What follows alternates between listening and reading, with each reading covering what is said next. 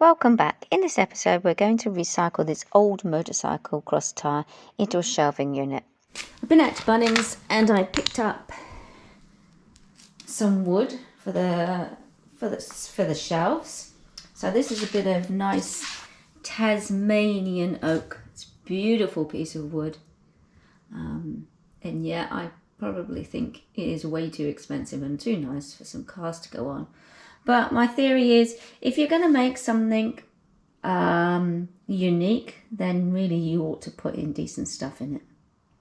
So it is too wide because it's 110 mils wide, and really I only need 50 mils. So I need to cut it through the middle, which is a bit of a challenge in this garage because I don't really have the resources to be able to do that. So somehow I'm going to have to jack up the piece of wood so I can get this circle saw out and do it. Now I've used a little offcut. I chopped the end off to use an offcut to work out what the depth is going to be. So even if you put your tape measure in, you work out the depth, it still doesn't really show you what it's going to look like. I'll show you. So I've tried on many. I measured the outside and it was 80 centimeters, I think it was, or millimeters, whatever it is, centimeters. And so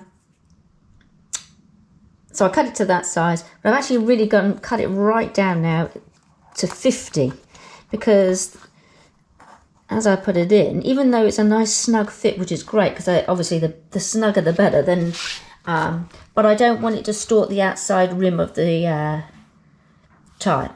So I want to keep the tyre's shape. So I've been nibbling bits off to try and get to the right size in order to not distort the shape of the tyre end. So it goes in quite nicely, and once it's in and it's in its right place, and I'll work out on the outside where I'm going to put all my shelves, and I'm going to screw it from this side here between the treads so you can't actually see them, and we're also going to do it on the back here, a screw, and we're going to put a backing board on the back as well, to protect the wall, because this tyre, even it's coming off really black all over it, so I'm going to have to give it a soap scrub as well as but I can't guarantee that all the grease and grime from it's going to come off. So we're putting a backing board on it to make it more sturdy, but also to protect the wall from, because I don't think my daughter would be too impressed if I make her walls black. Anyway, I'm going to set you down so you can watch the process. I first measure out the width of the shelf and use a level as a straight edge to draw a line through the middle of the wood.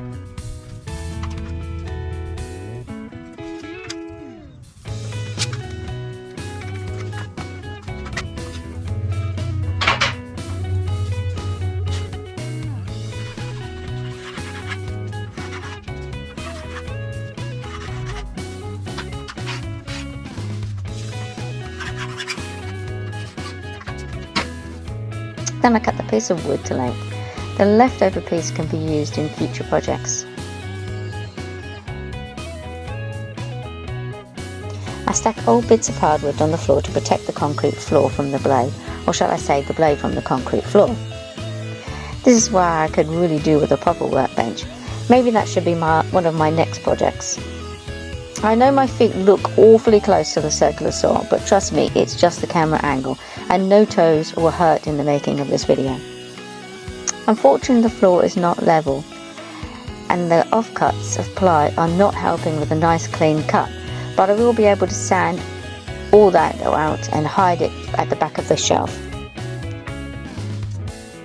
Now the wood is cut to the correct depth, I can cut the shelves to the right size.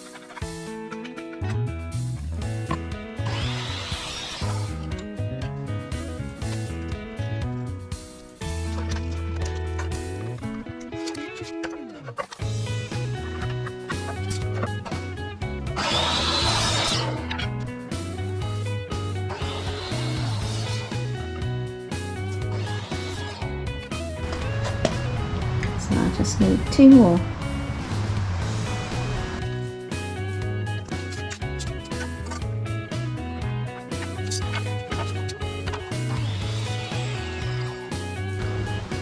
So that's all the bits cut now. But because they're a bit rough and the edges are sharp, we're going to give them a quick sand down, and then we're going to varnish them. So that's my next job. But I'm going to have to tidy up all this mess first.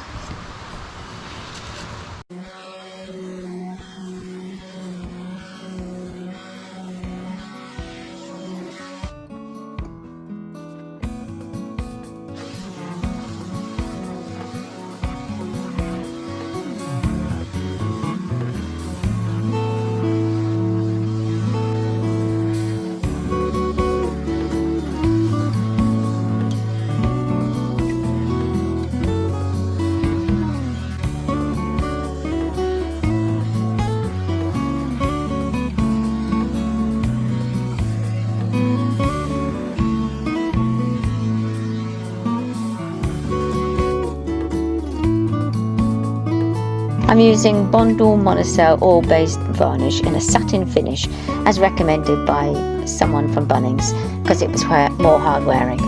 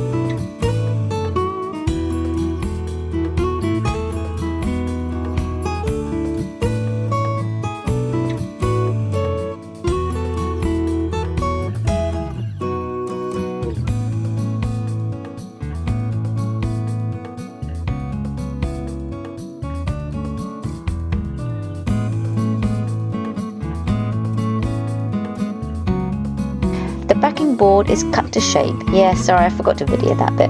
But it's just a circle out of ply. It gets a quick paint to match the bedroom walls, so it blends into the background, leaving only the tire and shelves as the main feature.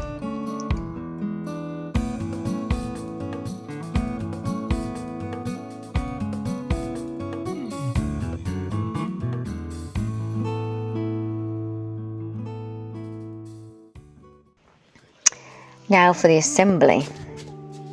It is a bit of a challenge to get the shelves into the tire. I have to sit on the tire to bend it out of shape and get the middle shelf into place first before I can put the others in. Once inside the room, I can space them out before screwing them into place.